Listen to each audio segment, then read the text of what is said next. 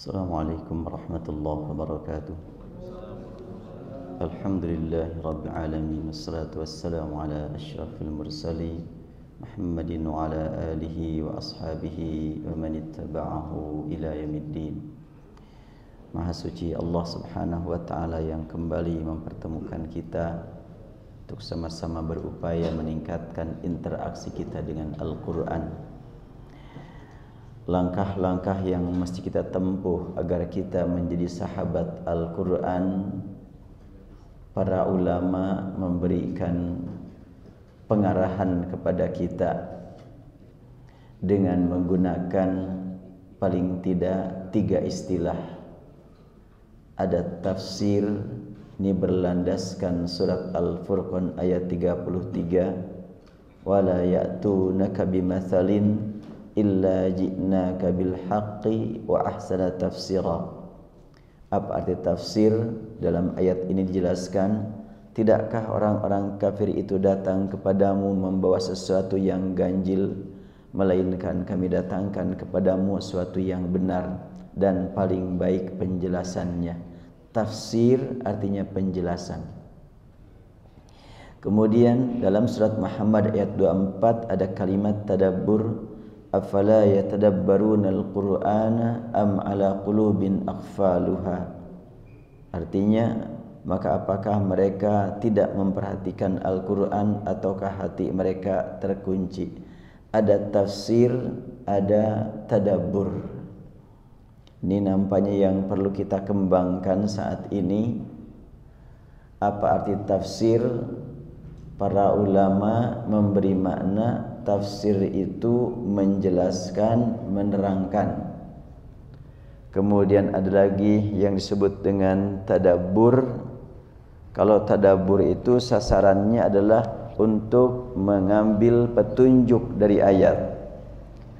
Ada 3 istilah yang patut kita perhatikan: tafsir, lalu at-tadabbur, kemudian at-tadarus.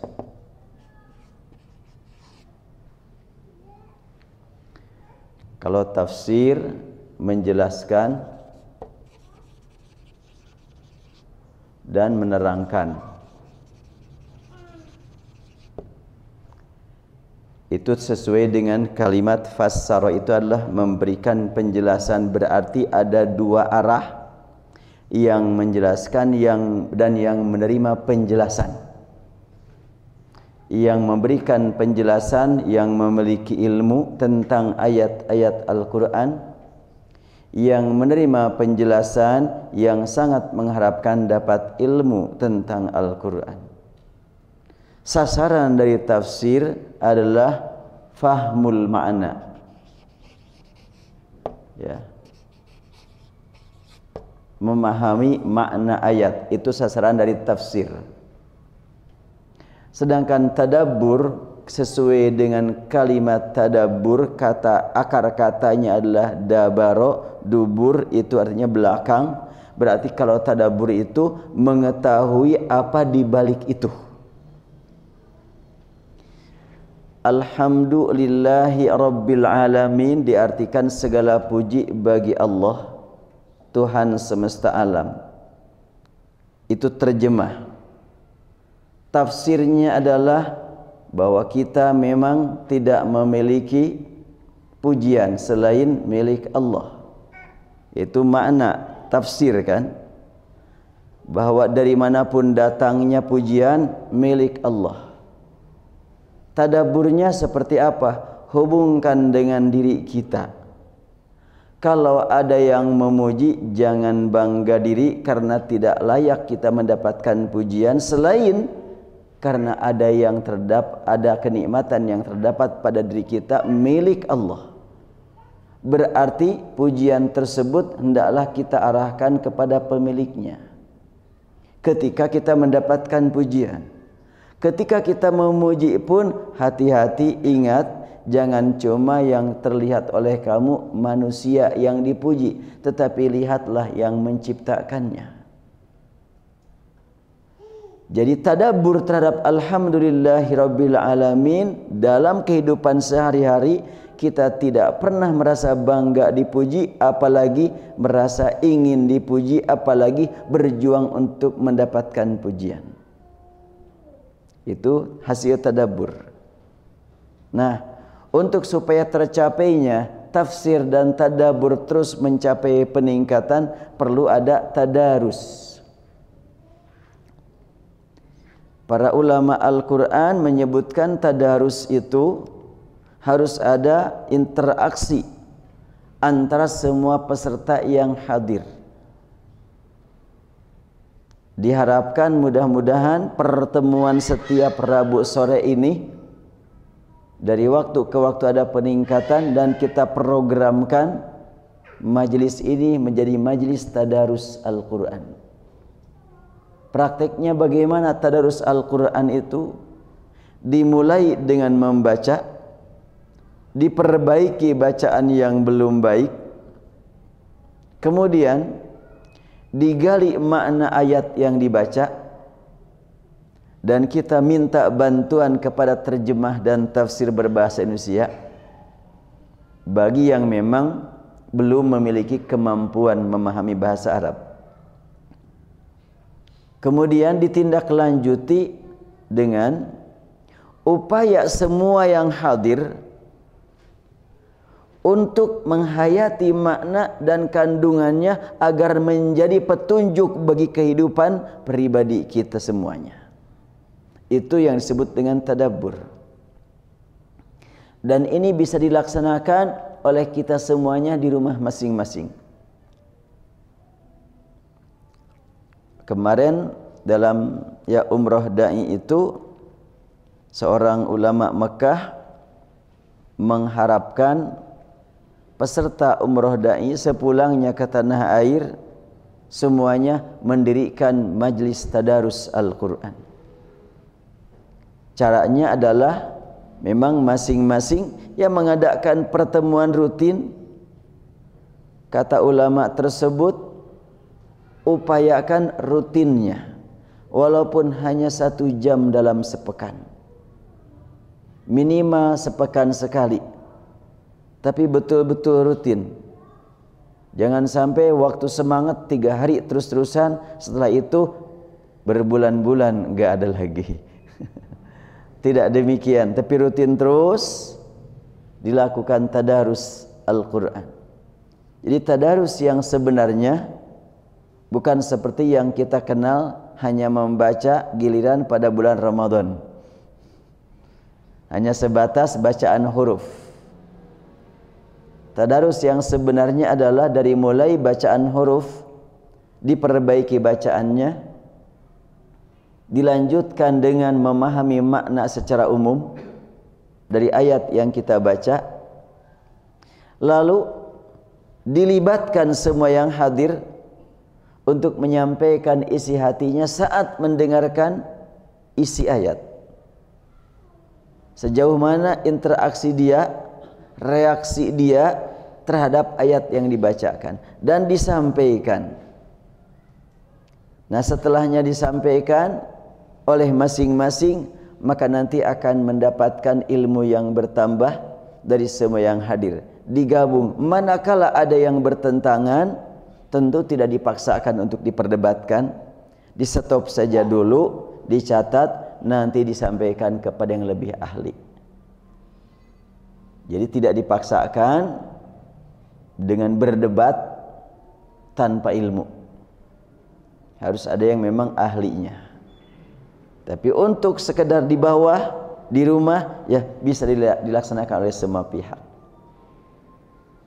Sampai dari pengarahan seperti itu yang muncul cita-cita, gagasan, bagaimana kalau kita memang punya program untuk membuat komunitas tadarus Al-Quran dengan diorganisir, bahkan mungkin dicatat pakai nomor anggota gitu ya, agar kita termotivasi terus.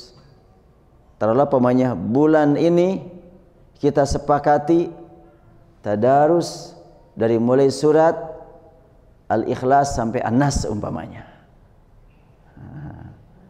di rumah masing-masing gitu.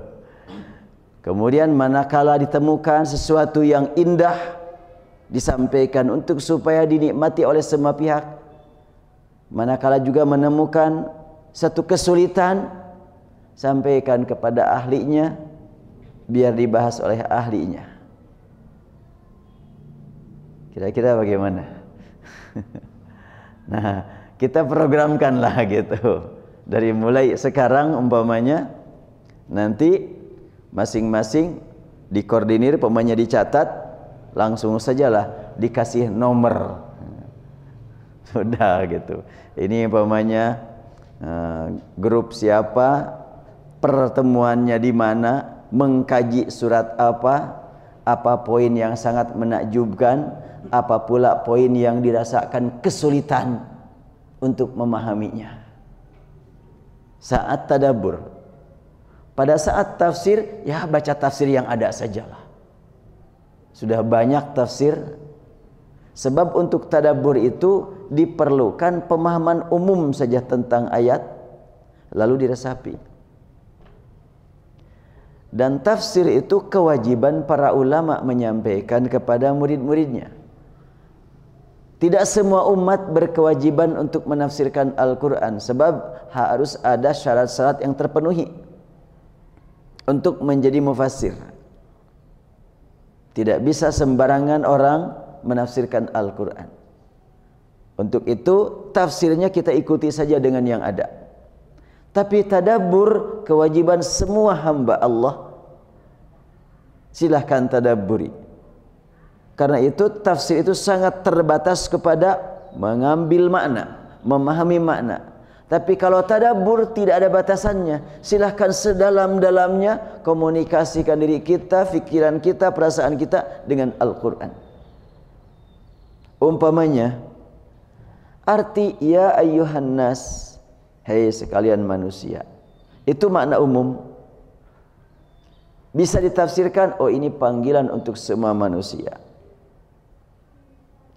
Ketika kita mentadabburinya, lah yang dipanggil semua manusia. Saya mendengar panggilan, tapi sekian banyak tidak mendengar panggilan ini. Terus buat yang tidak mendengar bagaimana? Ya kewajiban yang mendengar menyampaikan kepada yang belum mendengar. Jadi kalau begitu, kalimat ya ayyuhan nas, perintah ditujukan kepada saya apa? Menyampaikan panggilan ini kepada yang belum mendengar. Ya ayyuhan nas u'budu rabbakum, wahai manusia sembahlah Rabb kamu. Saya udah biasa menyembah Allah. Tapi panggilan ini bagaimana? Tidak sampai kepada manusia. Kewajiban kita menyampaikan kepada yang lain. Saya belum mampu, bertaubatlah. Carilah ilmu, minta bantuan kepada yang lain agar kita mampu. Terus panjang kan tadabbur itu, nggak ada ujung-ujungnya tadabbur itu. Kalau tafsir ada batasannya, terjemah jelas ada batasannya. Nah, agar Al-Quran ini menjadi pegangan buat semua lapisan masyarakat, sangat penting kita mulai mengadakan majelis tadarus Al-Quran. Tidak banyak jumlahnya, dan kalau sekiranya sekarang di sini jumlah banyak kemudian dijadikan sebagai majelis tadarus Al-Quran, tentu hanya sampel untuk menyampaikan maknanya, hanya sampel saja untuk menyampaikan isi hatinya. Tidak semuanya dilibatkan, habis waktu. Kalau satu orang menyampaikan isi hatinya, tetapi tentunya sebahagian saja. Nah, kita sekarang praktekkan. Diikuti saja apa yang saya baca, walaupun ini ayat yang berpisah, untuk membuktikan bahwa lisan kita ingin supaya jadi saksi nanti di akhirat, karena sudah dijadikan sebagai alat untuk membaca ayat Allah. Kemudian mata kita diharapkan jadi saksi nanti di akhirat yang membela kita, karena mata digunakan untuk melihat huruf-huruf Al-Quran. Sebagaimana sering disampaikan di sini, bahwa Al-Quran ini manakala kita lihat itulah kitabullah, manakala kita baca itulah Quran. tulisannya adalah kitabullah, bacaannya adalah Quran. Quran terdengar, kitab terlihat. Antara yang terdengar dan yang terlihat saling memelihara. Keasliannya tidak pernah mengalami perubahan, tidak pernah mengalami gangguan. Baik, saya bacakan dan diikuti bersama. A'udzu billahi minasy syaithanir rajim. Enggak.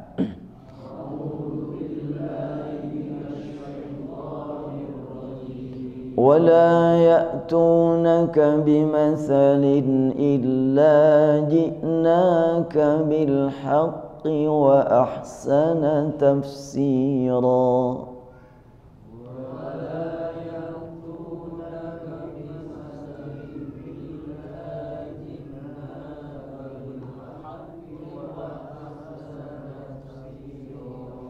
أفلا يتدبرون القرآن أم على قلوب أقفالها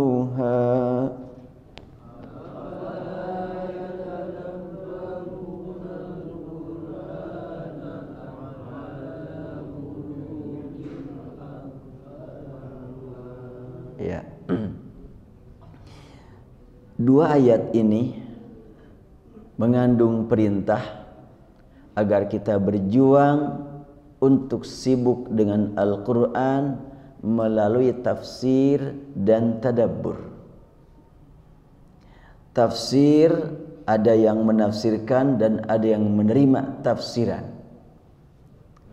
sehingga satu pihak menuju kepada pihak yang kedua. Tadabbur bisa dilakukan sendirian. Ketika bapak dan ibu saudara sedang di rumah atau di malam hari sedang qiyamul lail, membacakan boleh jadi satu ayat diulang-ulang karena memang terasa betul sentuhan ayat tersebut begitu mendalam dan ingin semakin mendalam lagi, boleh jadi diulang. Dan itu dipraktekkan Rasul, dipraktekkan para sahabat dalam rangka membuktikan tadabbur mereka terhadap Al-Quran, dalam rangka upaya mereka untuk mencapai yang menikmati tadabbur dengan Al-Quran. Umpamanya Rasulullah pernah membaca surat Al-Maidah ayat 118 diulang-ulang. In tu'adzibhum fa innahum 'ibaduk wa in taghfir lahum fa innaka antal azizul hakim. Setelahnya itu beliau berhenti sejenak lalu berdoa. Ayat tadi menjelaskan tentang ungkapan Nabi Isa saat membaca umat. Dia langsung menghadap kepada Allah, ya Allah, semua hamba-Mu ini adalah, semua manusia ini adalah hamba-Mu. Yang taat ada, tapi yang kebanyakan tidak taat. Sekiranya Engkau menyiksa mereka, semua mereka hamba-Mu. Aku tidak punya wewenang, aku tidak punya hak untuk menghalangi Engkau menyiksa mereka. Namun sekiranya Engkau mengampuni mereka, sungguh Engkau maha perkasa, maha mulia. Saat Rasulullah membaca ayat ini, beliau langsung mengangkat tangan sambil mengucapkan, Allahumma ummati, ummati. Ya Allah, umatku, umatku. Nabi Isa, walaupun menurut ukuran dengan nabi-nabi terdahulu, jelas umat Nabi Isa jauh lebih banyak daripada umat Nabi Musa. Tapi umat Nabi Muhammad kan lebih banyak lagi. Dan penyakit umat nabi-nabi terdahulu ada pada umat Nabi Muhammad semuanya.